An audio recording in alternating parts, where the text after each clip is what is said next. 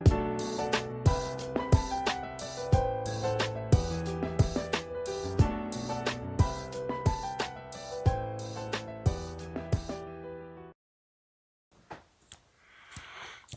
to the Proud Father Podcast.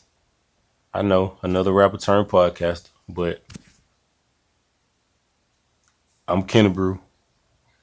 I've been teasing and procrastinating with the idea of starting a podcast for a minute, so I decided to just go ahead and get it started. And who better to start it with than the first person to call me dad, my son AJ. So the idea, the concept of the podcast was to just talk about my experiences being a dad who grew up without a dad, and to try to lend my knowledge and advice to others who may be experiencing similar things that I go through on a daily basis. So the setup of the podcast is to have an episode with each of my kids. Those kids will ask me a series of questions that I'll try to answer to the best of my abilities. So with that being said, we're going to go ahead and get it started. AJ? What your first reaction being a dad? My first reaction was excitement. I was excited. I can't really recall a time where I was nervous, so I would just say my first reaction was excitement, and I just had a determination to not let anything stop me from being a good dad. How y'all find out? How we find out? Yeah. Because she went to the doctor and they told her she was pregnant. Oh, okay. That's a question. I mean, clearly it's some things that we haven't discussed. Anywho, if you could change one thing you done, what would you change?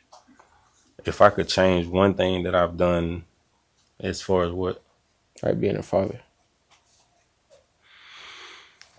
So, I know you've heard me say there was a point in our relationship where I felt like you were afraid of me. And clearly we have a better relationship now. But the one thing that I would change was it would have been whooping y'all. Because when I felt like you was afraid of me, it made me realize I was doing things to y'all that was done to us as a kid. Like, we got whoopings. You know what I'm saying? Like, we couldn't really speak our mind. Like, you couldn't tell an adult they was wrong, stuff like that. Yeah. So the things that I would change is actually two things. Like, stop whooping y'all, find alternative ways to discipline y'all, and to actually listen to y'all. I mean, obviously we do that now. We listen to y'all, but it's just, I would have done it a lot sooner versus feeling like, dang, you bullying your kid. You his first bully because you whoop him all the time and he afraid to talk to you. Like, you call his name and he comes standing next to you and flinch. So I would have changed that a lot earlier. So, yeah. Okay. What is one thing you'll tell your younger self? One thing I would say to my younger self about what? Like being a father? I mean, it don't come with instructions. You're not always right. Again, listen to the kids. And now, like I said, I would change with me, y'all. Looking back on it, I feel like I won't say that's the easy way out. Because, kids need discipline. And right now, I can't really think of a scenario where a whooping would be necessary. So even though you got a lot of whoopings, I really feel like you ain't need them. So that's why I always... No, I didn't do it for no reason. I told you I've been learning on the fly for 18 years and I was passing down things that were done to me. That's why I stopped when I felt like, dang, I ain't like that as a kid. So why am I doing it to my kid? Mm-hmm. Okay. So that's one thing that I would say to my younger self. Listen. Don't whoop that boy. You know what I'm saying? Yeah. See why he doing it. Listen to him. Try to understand why he doing it. You know what I'm saying? Yeah. So yeah, that would be my biggest thing. Listening to y'all and alternative discipline. So talk about your experiences with me as dad over the first 18 years, or what you could remember, like some good, some bad. Like, what would you change about me as a dad? I feel like realistically, I wouldn't change nothing.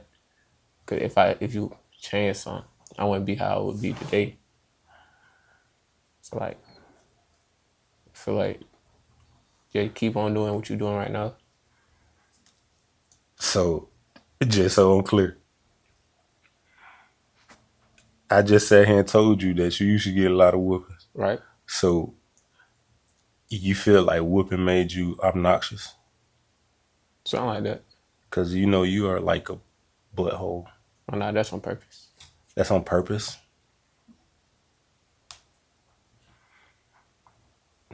That actually makes a lot of sense. What you trying to say? I just said it. You're a butthole. Oh,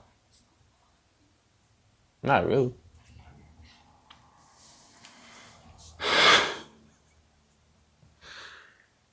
So, what is your favorite thing about having me as your dad? The food, This boy. a lot of good food. You know, A lot of good food. I know it's 6 or 7 of us, but we just Really, going. bro. Really. You gotta do it. You wanted a boy or a girl? For my first kid? Yeah. A boy. Why? I mean, because I feel like every dude that want kids want a junior. And I wanted a junior. And after me and Chantree got together, you know, I came with you in the mud.